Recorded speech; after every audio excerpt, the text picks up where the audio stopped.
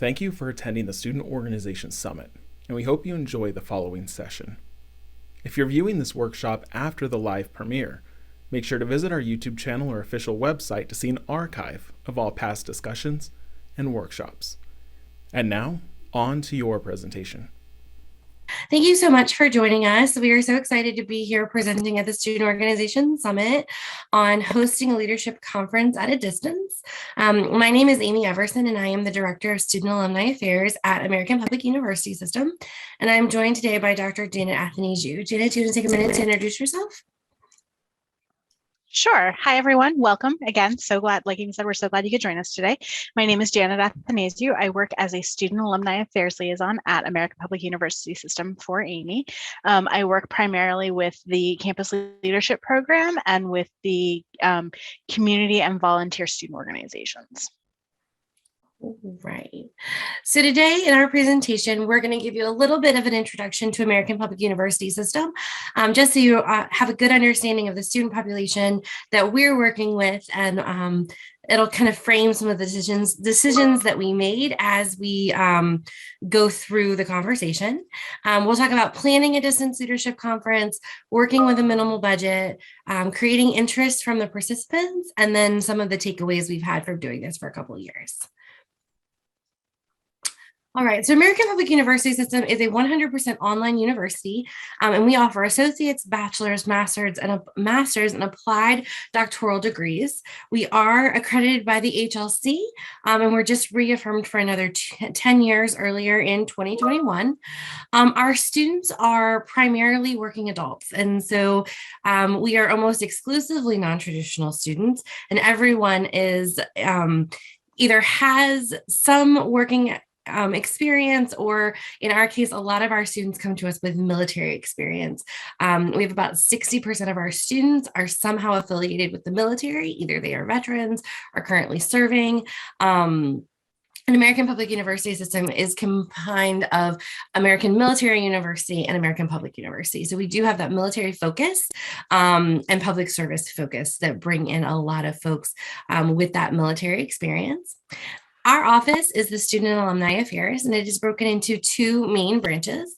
As I mentioned earlier, I am the Director of Student Affairs, and so my branch oversees student engagement outside the classroom through student organizations and activities, our campus leadership program, mentoring, university awards, and we also support the university's EDI initiatives. And then the other branch of our department is the Alumni Affairs team, and they work on keeping our alumni connected to the university and providing them benefits and services such as access to the library for life, or discount programs, and telling their stories and keeping them connected.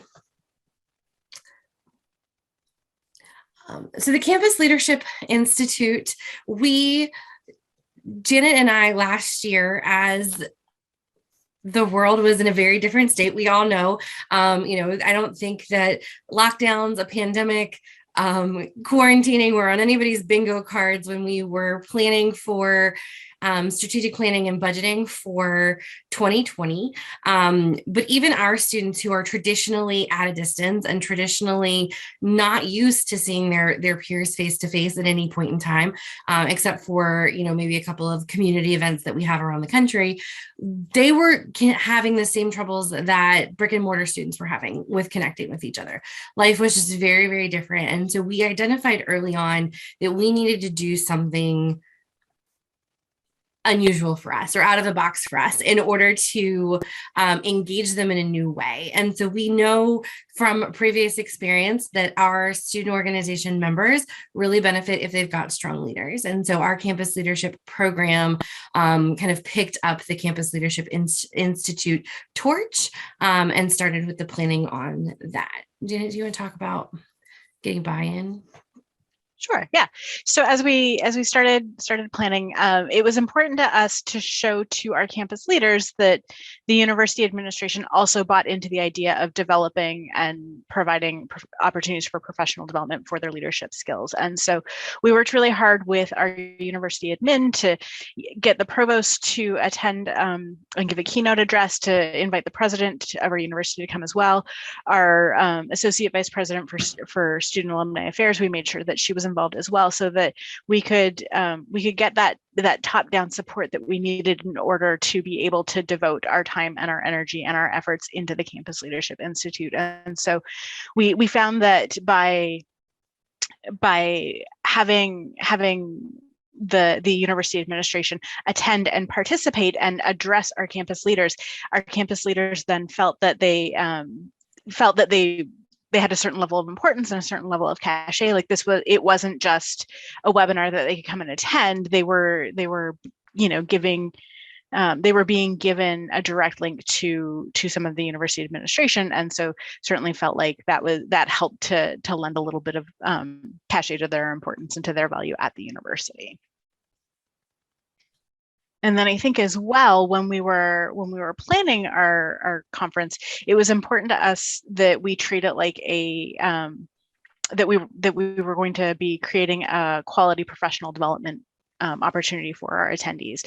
We already have a campus leadership program where students, alumni, faculty, and staff can come in and sort of do a self-assessment to see what their where they would rate themselves on their leadership skills and how they would perceive themselves as a leader. But we wanted to provide them with an additional bonus opportunity for professional development, because our campus leaders are primarily adults and are usually working while they're also attending school.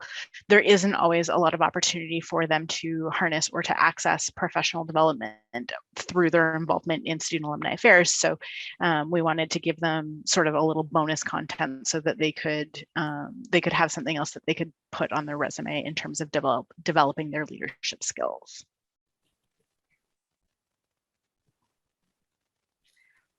So as Jenna mentioned, we put together our proposal and we went into it knowing that with our ask, we were outside of our typical strategic planning timeframe, and we were also out of our budget timeframe. So we wanted to do this with as minimal impact to the budget as we possibly could, and knowing that our university leaders would be much more inclined to sign on to something new if we could prove that it was going to be something that worked without having a large impact on the budget.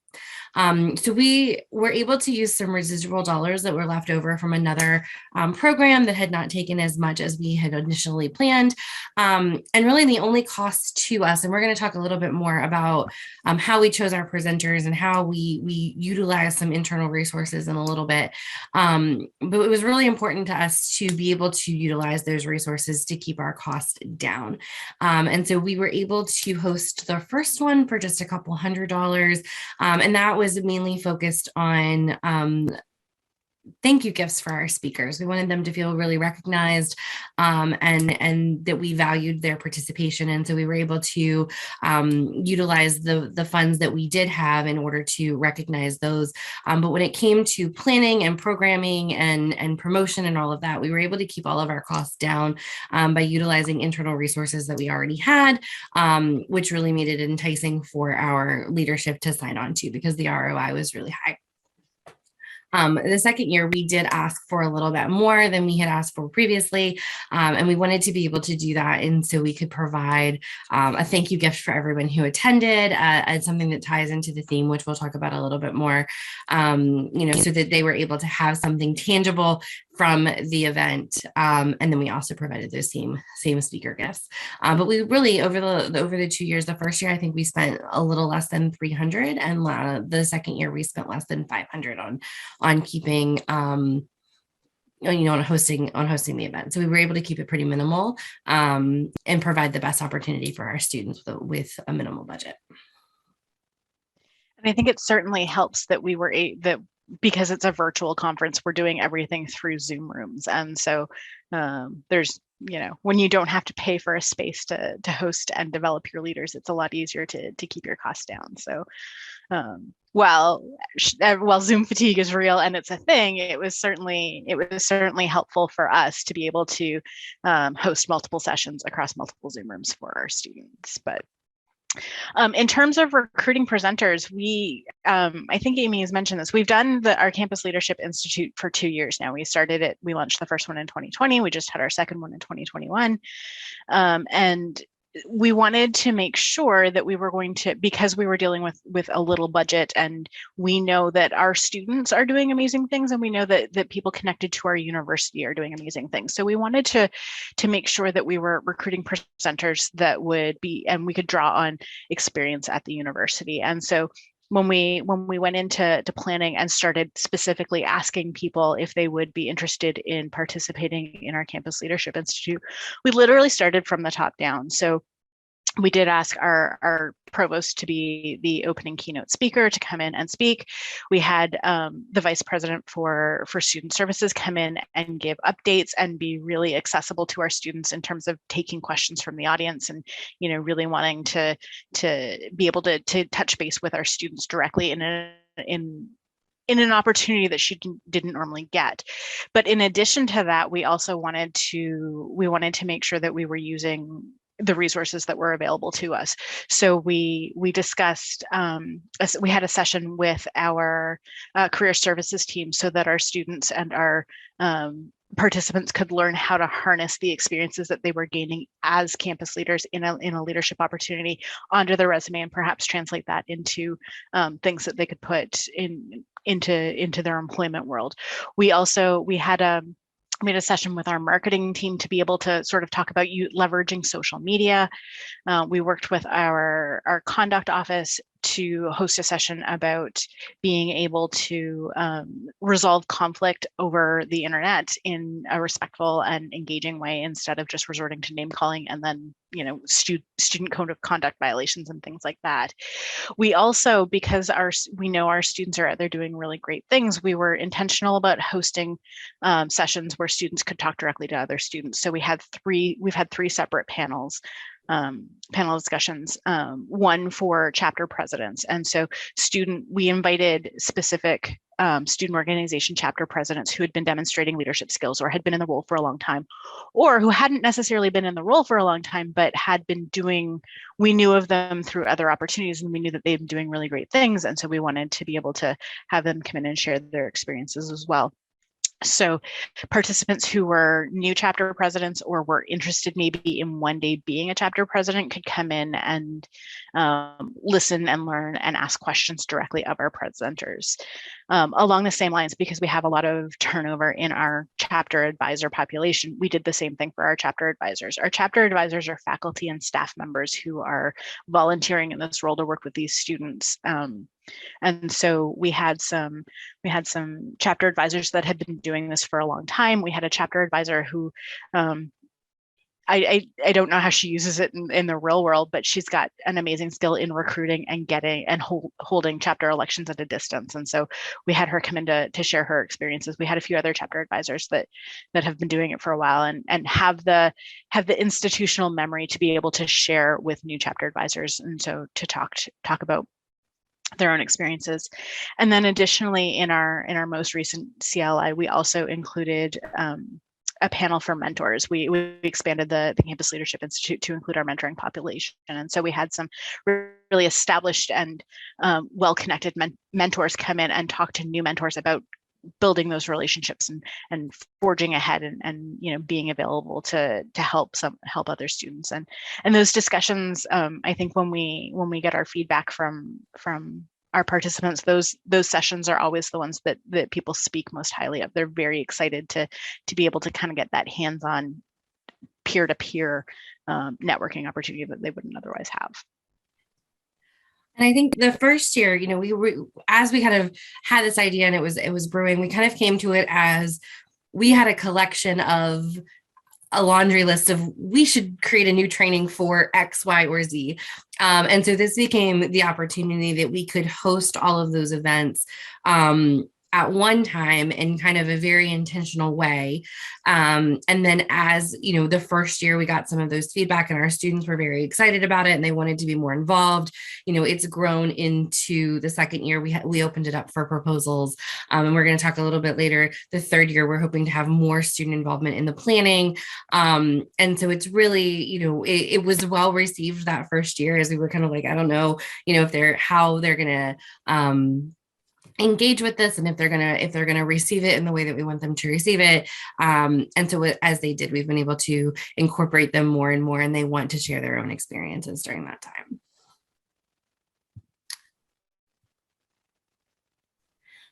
So one of the things we wanted to do as we were, thinking about the conference, and like I said, we wanted to be very intentional about it, and we wanted it to feel like a conference experience. We both love NASPA and ACPA, and the feeling of energized, that you get when you leave that. And we wanted to try and recreate that for our students who may not have ever attended a conference like that, or may have only attended it as related to their occupational field and not necessarily related to their school or their leadership roles. And so that was really our goal. And we wanted to take the opportunity to have some sessions that were going to be for everybody, and they were general sessions, and everybody could attend. But then we also did those breakout sessions. And so as we looked at the calendar and tried to plan out who was going to be where, we created tracks. So the first year we had a student organization track and a chapter advisor track, where we suggested to them that these are the sessions that we would think you would go to on those tracks. But they were free to kind of, go to whichever session they were able to go to. This last year we added a mentor track, and in every breakout session we tried to have an opportunity for something for everyone in whatever track they were in. And so those general sessions were more along the lines of our updates from our university leadership, our career services and conduct pieces that we thought were really important for everybody, regardless of their role. But then, the panels, or we're talking about the elections, that, not necessarily doesn't necessarily to apply to our mentors unless they're also in a student organization, but it heavily applies to our chapter advisors and our student organization officers. And so we kind of mapped it out in a way that, regardless of the time in the session, there was something that should have been attractive to them based on their role. And we also tried to map it out so that we weren't overwhelming everybody with a lot of information all of the time. We planned some breaks in between, and really tried to keep the flow going, but giving them the opportunity to get up and walk away from the computer for a minute, get something to drink, and not feel like they were rushing to the next session. We also have a really relatively small team. And so it was really important for us because it was a distance conference, to provide that technical support to our presenters, but also to have somebody who was monitoring the chat during all of the sessions. And so we were able to work out the session so that each one of our sessions had a student and alumni affairs staff member who was the primary moderator for that session. They would introduce the speakers. They would make sure that everybody wasn't, that the tech issues were worked out. They would start the recording, and their job was really to get everybody into the room and make sure that the session was going well. And then we had a second person in the room who was there in case our moderator or our primary person had an internet connection, got dropped from the Zoom room. But their job was also to kind of work through the chat and make sure that any questions that came up throughout were answered.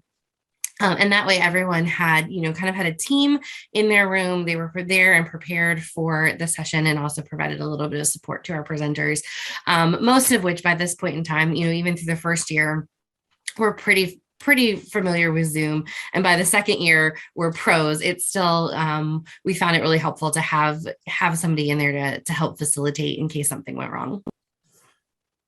As someone who had some internet connection issues, having a backup was real handy for when my internet would drop off suddenly and I'd have to make somebody else a co-host. So yeah, backup is really important, I would say. But it was also really important to us to provide opportunities for our participants to talk to one another and to have that social aspect of a conference. Like, conference isn't just about learning from one another. It's getting to know people. It's networking. It's, sitting down, sharing a cup of coffee with someone. And so we really wanted to figure out a way that we could do that for our students. And one of the things that we did was when we created the schedule, we decided that 2 half days in the afternoon was probably the best time to reach from coast to coast, and with as minimal interruption, a lot of times to our presenters, but also to our attendees. And so, but that last session on the first day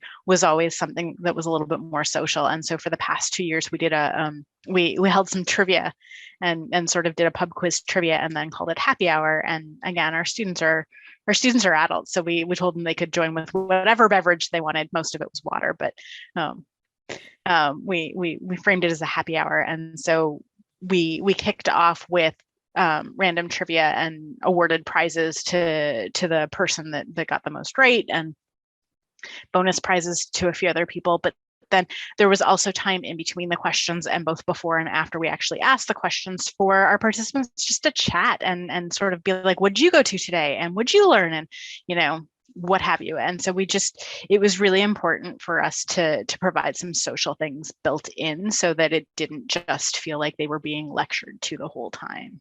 So. Yeah. And I think, for our team, we are all student affairs professionals by trade. We love to interact with our students, and being in an online university, we don't always get to do that in person. And so it was a really great opportunity for us to get to know them a little bit better too, and to provide, insights into who you're working with, and to take off your, your educator hat for just a minute and be there with them as a human. And the first year we did it largely Harry Potter based because our staff member who was putting it together is a huge Harry Potter fan. And so that, we learned a lot about our students and who has seen the movies and who's read the books and who's a super fan. And so we learned a lot about each other, and those have become ongoing, inside jokes for more than a year now.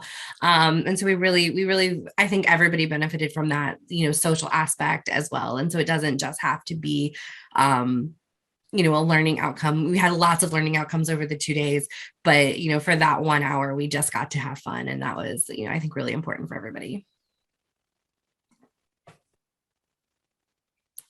So in terms of the things, we've done this for 2 years now. We are looking to start planning our third. So, but there are some things that we've learned and some takeaways that we wanted to share in case you were thinking of also harnessing. I mean, who knows what the pandemic will bring, and whether you'll be on campus or off campus or virtual learning. And so we wanted to share some of the things that the key things that have stood out for us. The first and perhaps most important, and it seems so obvious, but it's absolutely possible to do this.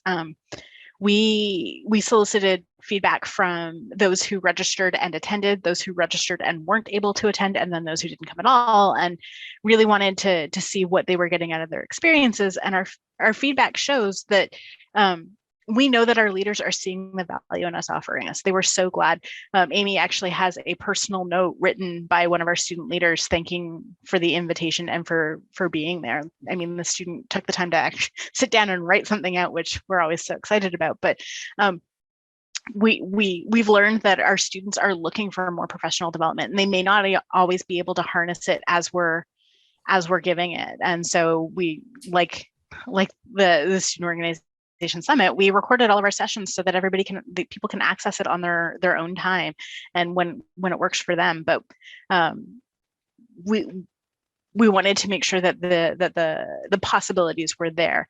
We also found out that our students have really great ideas and they have really great things that they want to share with us. And so we were able to take some of the feedback, including soliciting program proposals from our student organizations, which was not something we did in our first year. We were very intentional about asking specific people at our university to come in and to give presentations. And so based on the feedback that we had, we opened it up and solicited presentations from our student organizations. And we had a few successful proposals that came through. We didn't get as many as we thought we would based on the first feedback, but that's okay. Like, we know that it's not always going to work the way we think it's going to, but we're willing to get out there and try take the feedback that our students are sharing with us and to implement it to move it forward. So we're always looking for ways to encourage our leaders to get involved and to be participants. And it's not just as attendees at the conference, but in as presenters or as panelists, or however it is that they want to be involved. And then the last one is that it doesn't need to cost a lot. As we talked about earlier, we utilized resources that we already had in-house. So the university has a Zoom contract. And so that is the platform we chose to use because it was free to us, and each member of the team has their own account. So we were able to schedule those concurrent sessions without any conflict because they were hosted in different rooms. And so we were able to utilize the technology that we had. We were able to utilize our social media and our email platforms that we were already using to get the word out to students. And so really the only additional cost that we had was those recognition pieces that we felt were really important, because we wanted people to feel like they were valued, their time was valued, both as an attendee and as a speaker. But we could have done it without them. I don't know that we wanted to, but we could have done it without them and had a zero cost event. So as I mentioned, we hosted this in 2020 and in 2021, and we're already getting ready for 2022. We're learning a lot in terms of timing when we want to host it. The first year that we hosted it, we did it in November of 2020, and we hosted it with in conjunction and right near other student organization virtual events that we were having. And what we learned is that by the end of the week, we were exhausted, and it was a lot, and we weren't necessarily giving of our best selves by the end of it, because we were dealing with technical issues and we were trying to get everything done, and it might have been too much to pile on in a week. Just because we're having a bunch of virtual events doesn't mean that they need to all take place in the same week. And so we learned about that. And then this year when we hosted it, we held it the week before our virtual homecoming event, which while homecoming is an alumni is under the purview of our alumni affairs, we were there in support of them, and so we thought it would be fine when we first scheduled it. And upon second thought, the week before homecoming, maybe not the best choice. So we're still tweaking in terms of dates and finding the best fit for us to host this, so that everybody gets the most out of it, isn't feeling fatigued from having to participate at EPUS events, and that the staff isn't feeling drained because on top of all the other things that they're doing, they also have to do this.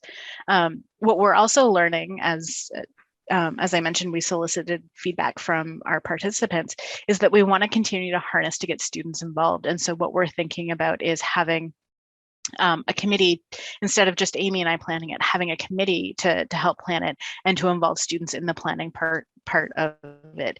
So they'll help us to market it out there, to put the word out to student organizations and other campus leaders, and to have a say in terms of who's going to present and what we're going to present on and what the theme will be and all of those things. So that way the students feel like they are vested in the process as well as the final event. I think that's going to help them. The committee group is going to have a whole nother level of leadership development coming from that.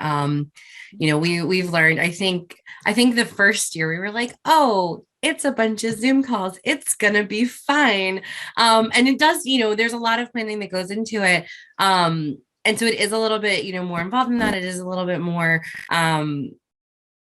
taxing on you mentally, like as you're, just like a regular conferences. I'm a strong introvert. And so while I love NASPA and I love ACPA, by the end of those days, I'm exhausted because, you've given everything that you have for those days. And this, while I think we both thought it was going to be a little bit lighter than that, turned out to kind of have that same feel, which, we talked about earlier, that was what we wanted it to feel like. So I think in that realm, we were successful, but I think we had, not given ourselves enough time and leeway to kind of recover from that around those other events. And so I think we're going to be a little bit more intentional about when we schedule it next year.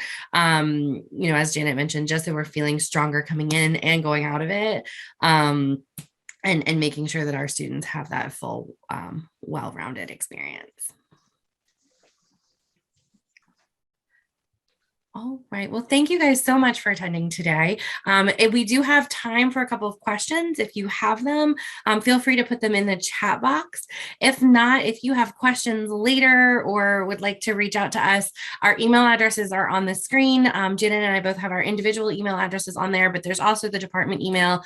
If you want to reach out to us, you can screenshot those, or they'll be available on the recording later, which will be part of the Student Organization Summit YouTube page, I believe. But we would love to hear from you. We would love to answer any questions that you have to hopefully help you plan an event like this on your campus.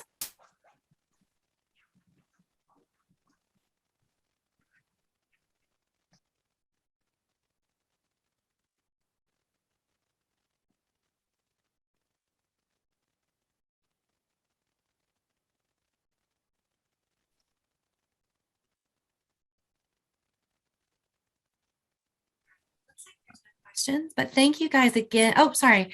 Thank you. When in the semester do you hold the event? So Matt, that's a really good question. We, because we're an online university, we do not have a typical semester that starts in January and then in August. We have a course start every month, all year long. So we have 12 course starts first Monday of every month.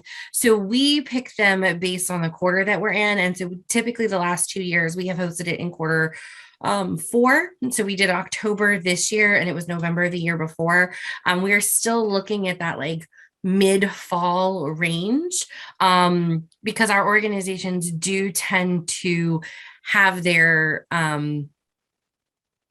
we tend to look at a more calendar year instead of an academic year. And so our organizations are hosting their elections in the fall for folks to take new roles in January. And so we're trying to hit that like early quarter 4 and not the holidays, so that we're able to hit some of those officers as they're getting out, but also able to catch some of those new officers as they're preparing to come in for the following year.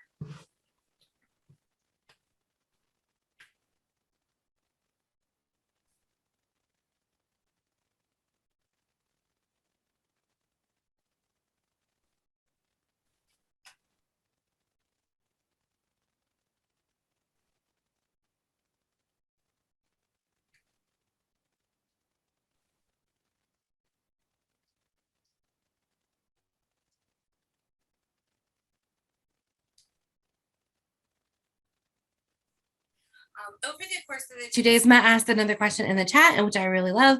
How many sessions do we have total? This year, over the 2 days, including the happy hour, we had 13 different sessions.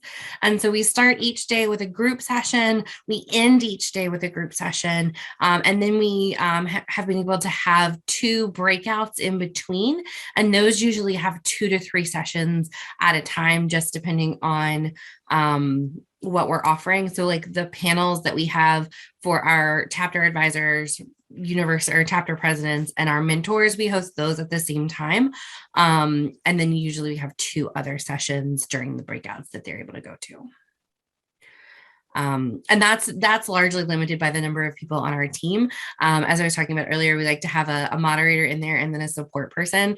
We've only got 6 people on the team, and sometimes it's our team that's presenting. So if you've got, if we have more people, and sometimes we are able to snag people from the alumni team to help us out with that.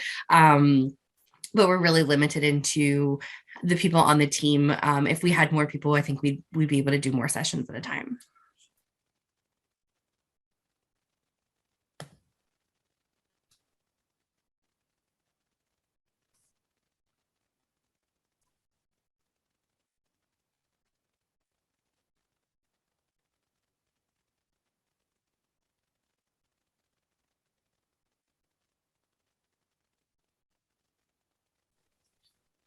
So all of our panelists so far have been internal. For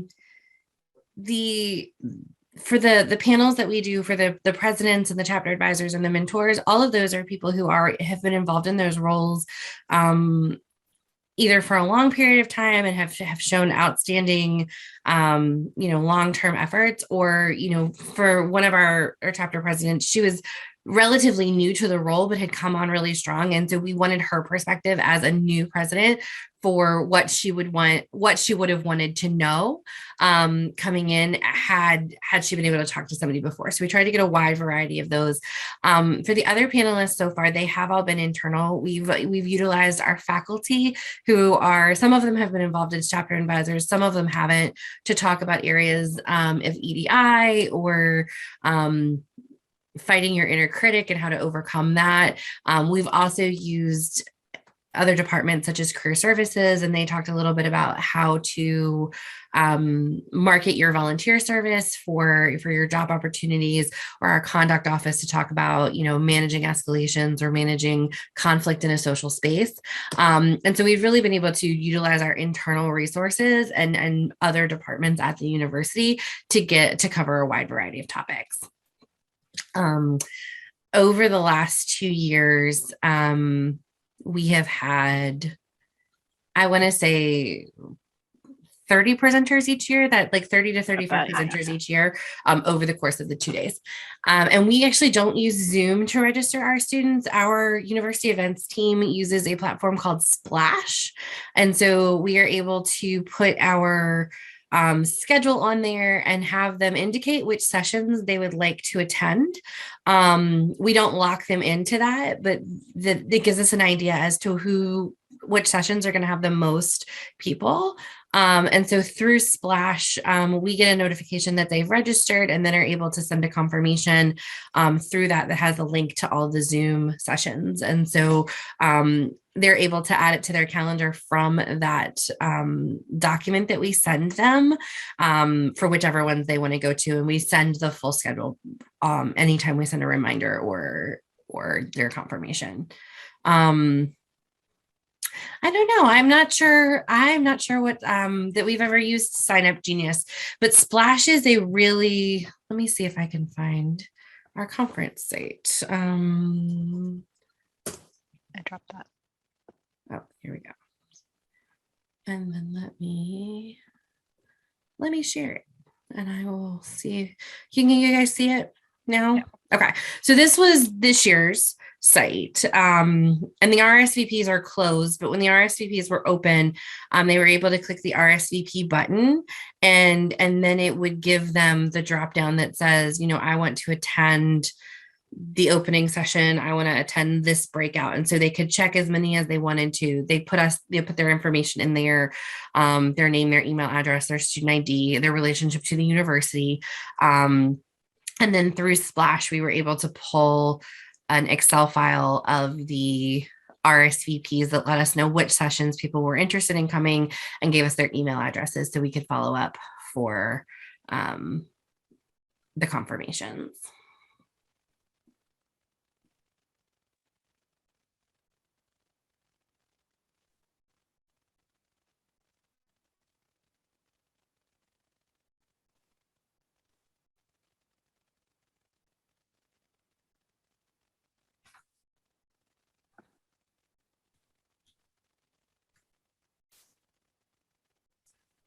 Matt, if you think of anything else later and would like to reach out, please don't hesitate to do so. We're happy to chat about it. Yeah, so Jen, the schedule, Janet just dropped the link up in the chat box, and it's going to bring you to this page, and it's got our full schedule for the 2 days of this most recent year on it. No problem at all.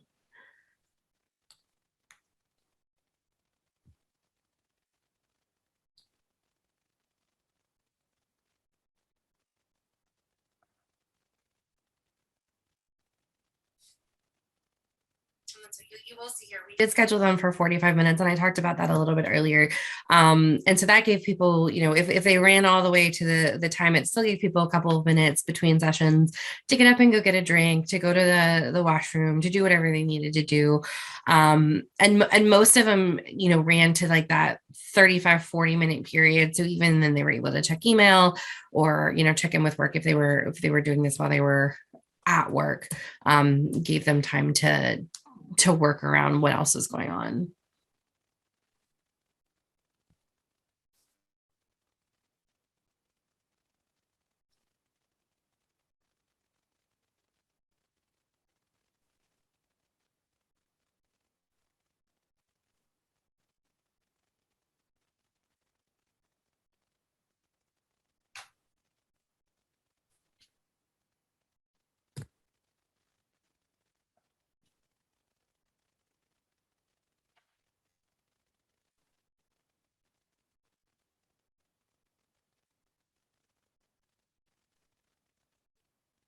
I do believe that we pay for Splash.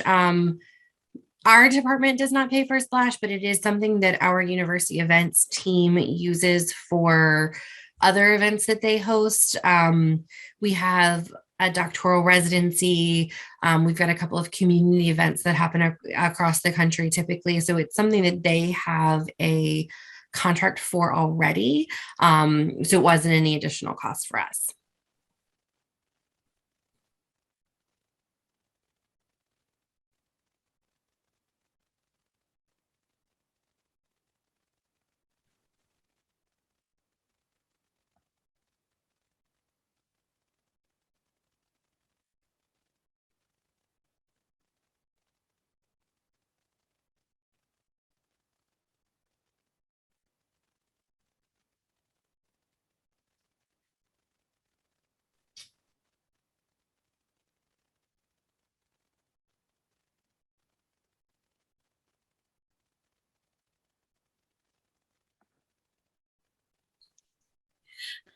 No problem at all. Um, well, I think if that is all of the questions, we'll go ahead and close the session. But like I said, please don't hesitate to reach out if you think of anything later. We are happy to help and happy to chat. Janet is going to drop our email address in the chat box again for you. But thank you guys again so much for coming. I hope that this was helpful, and I hope it sparked an idea that you might be able to do something similar on your campus, whether it is in person or at a distance or hybrid, whatever you're working with in 2021. But I hope you guys have a great day, and we'll chat with you soon. Bye. Everybody. Thank you for watching this presentation. To see other presentations, workshops, and discussions, feel free to utilize our YouTube channel or official website.